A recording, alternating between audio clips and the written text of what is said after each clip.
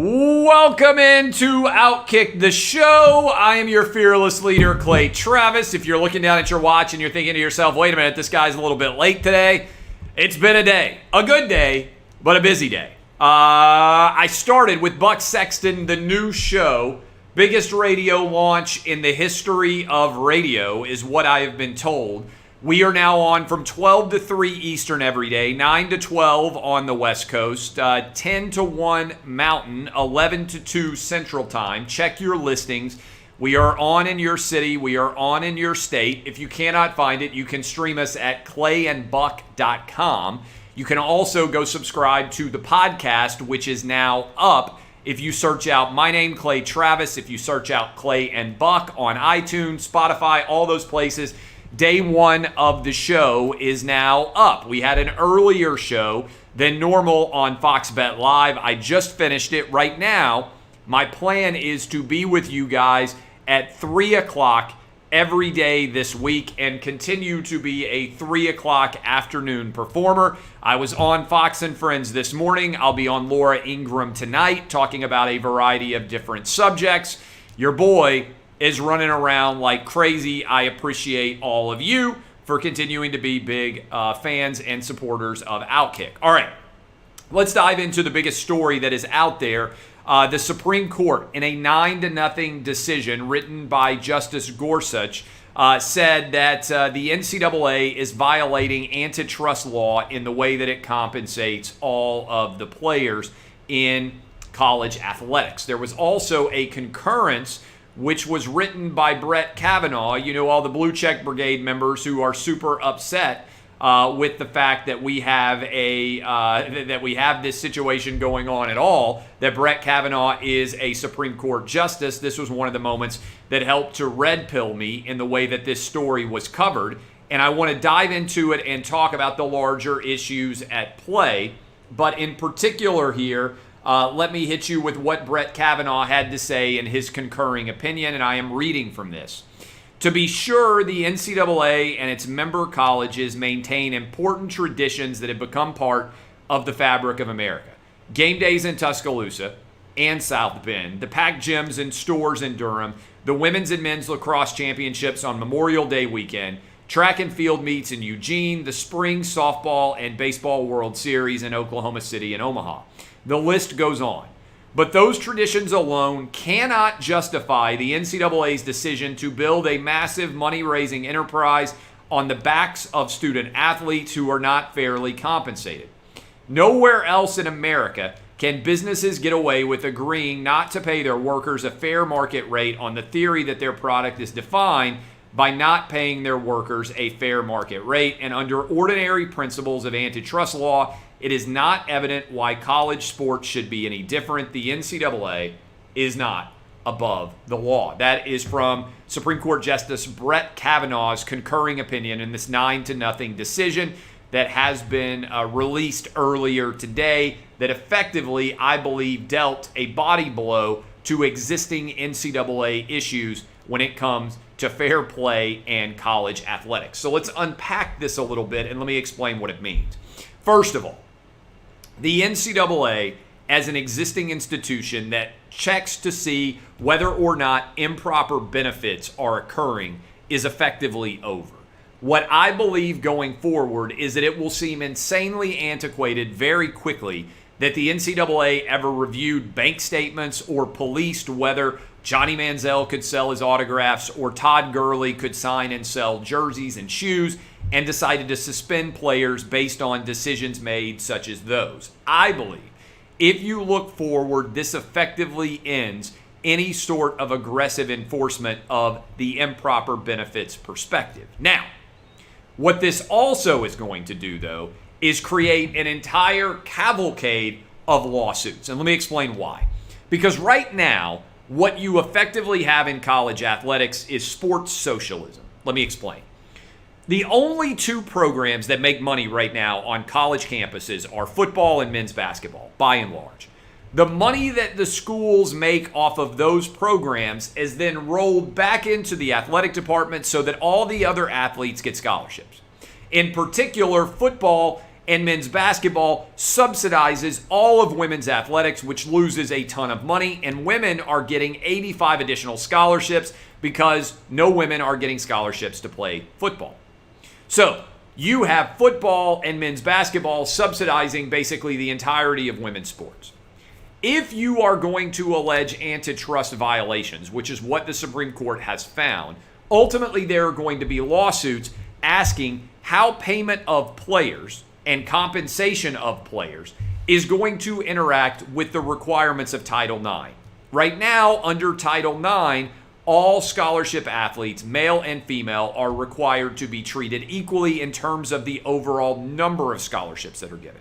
So, if you wanted to, for instance, give $50,000, let's say, extra a year to an Ohio State football player or a Duke basketball player, men's, you would have to give that same amount theoretically to everyone else. All this decision is doing is opening up a massive legal complexity as it pertains to what is going to happen to college athletes going forward. Justice Kavanaugh's concern here and his ruling concurrence is so expansive that it basically questions the entire foundation of college athletics. In addition to Title IX, we're also going to have to find out another fascinating wrinkle here. How does this pertain to a decision as it would go theoretically towards the idea of college athlete restrictions for eligibility in general? Because remember, football players are not allowed to go pro until 3 years after their high school graduating class. Right now, every basketball player is required to wait at least a year to go pro. So, how will we analyze and set up, and I don't know the answer to this, all these age restriction requirements, which are not of NCAA creation? Remember, if you want to go pro in basketball or football, you don't have the legal right to do that right now because there are age restrictions. There have been freshmen, remember back when Maurice Clarett challenged this, who have said, hey, I am ready to go pro. I believe.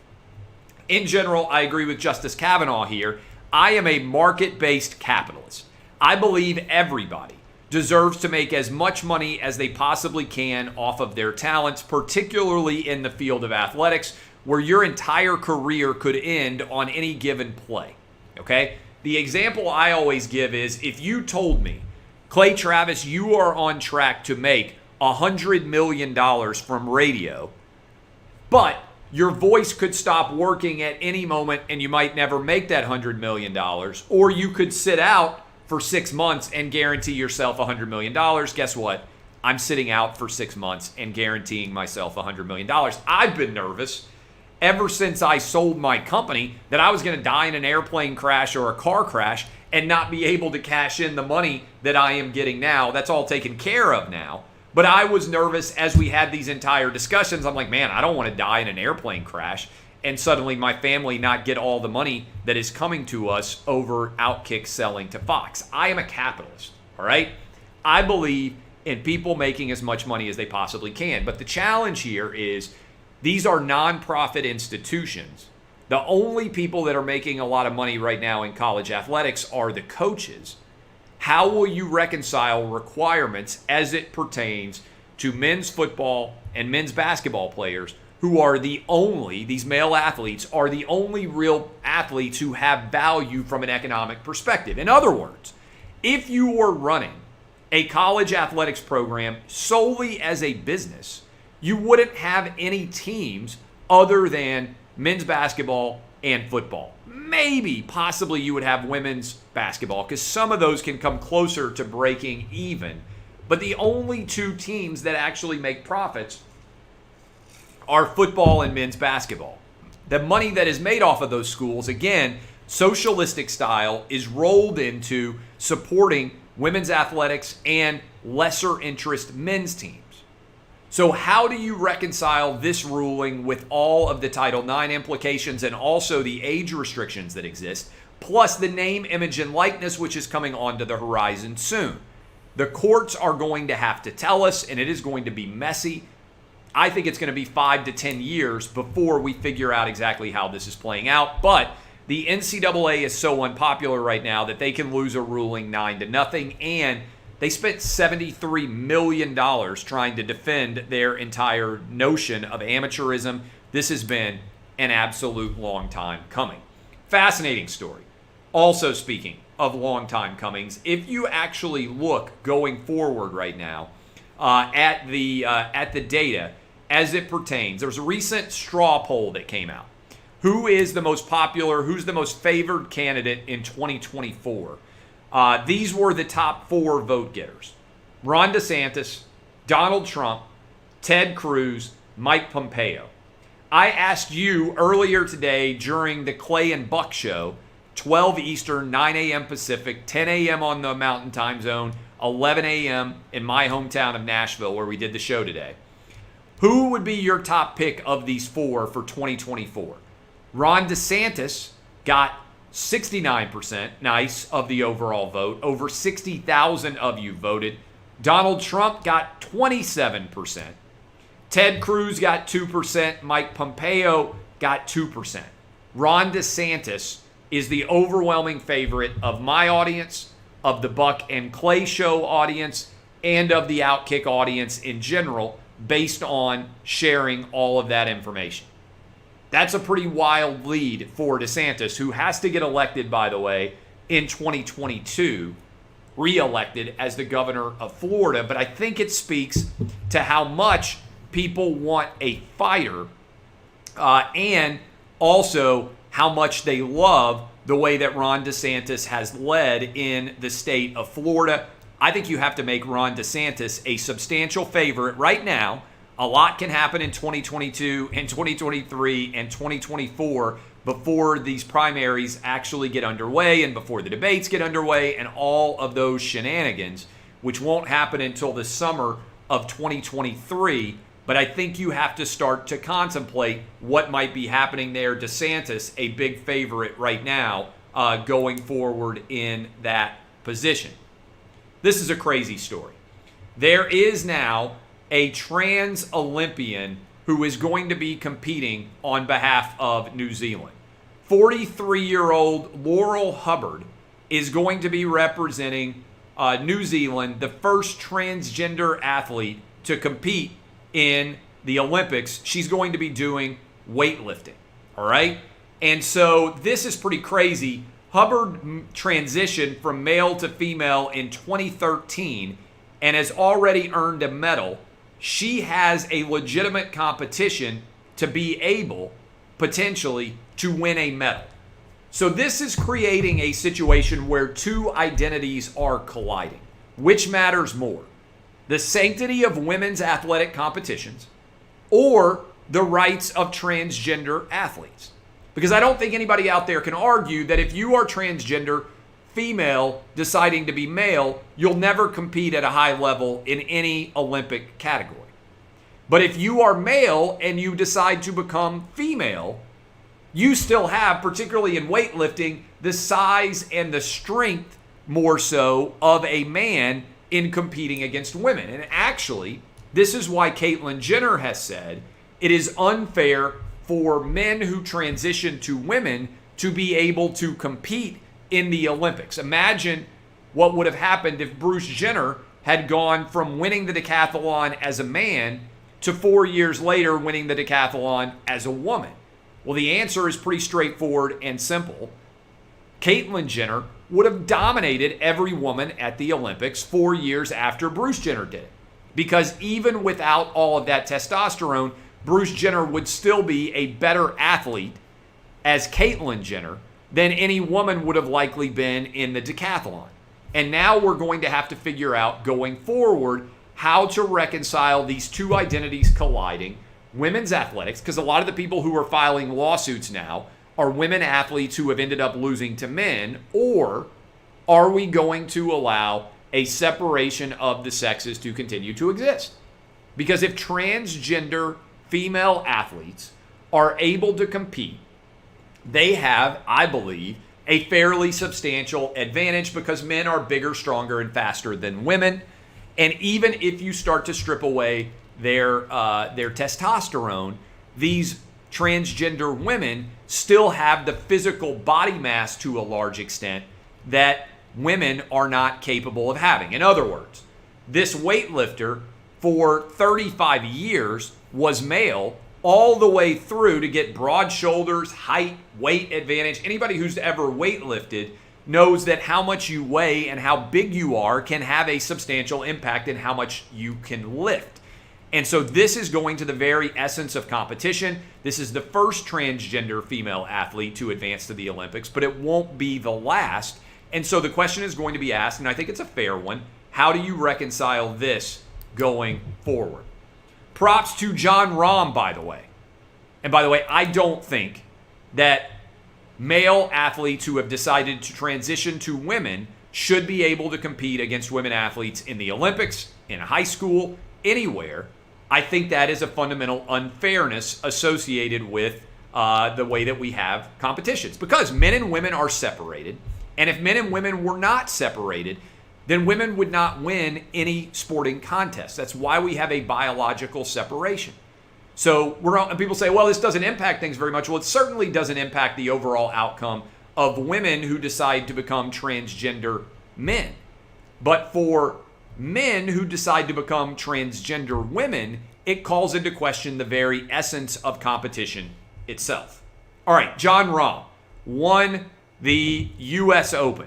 Thankfully, he was able to overcome losing at the Memorial over a COVID positive test. He sits out. He has no significant complications from COVID. He comes back and he puts together a whale of a performance.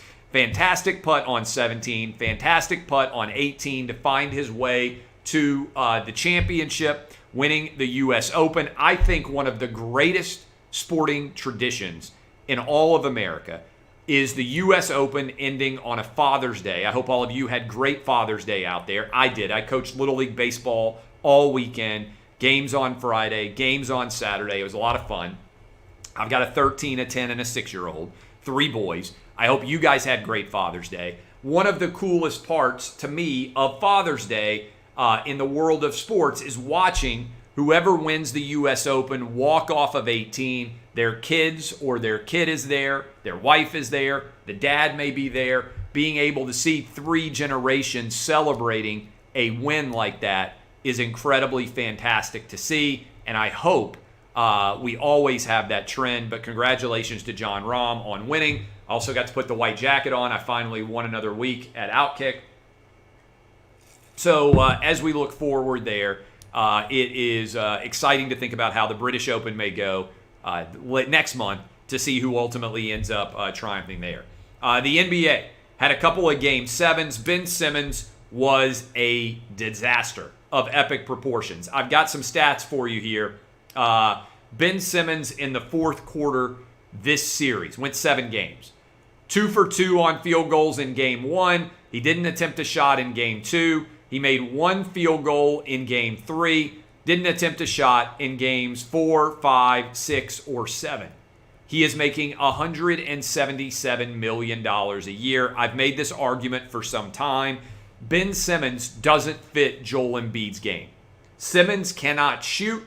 They need outside shooters to give Joel Embiid more opportunity to make plays inside. It has never made sense to me that Ben Simmons is on the court alongside of Joel Embiid. I would expect that in this offseason for the Philadelphia 76ers, they will find a way to move on from Ben Simmons, try to get some value for him, go find more shooters to put around the perimeter to support the overall big man talents of Joel Embiid. And already they are throwing, Doc Rivers did, and also Joel Embiid, they are throwing Ben Simmons under the proverbial bus over the way that this entire situation went down as we continue to go forward.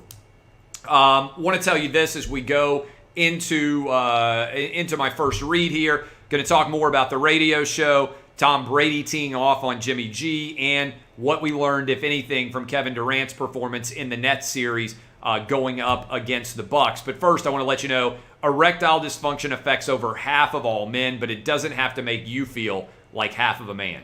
Since 2017, My Dr. Hank has been making America hard again. My Dr. Hank helps you get low-cost ED meds and overcome the psychological and emotional barriers to getting ED treatment.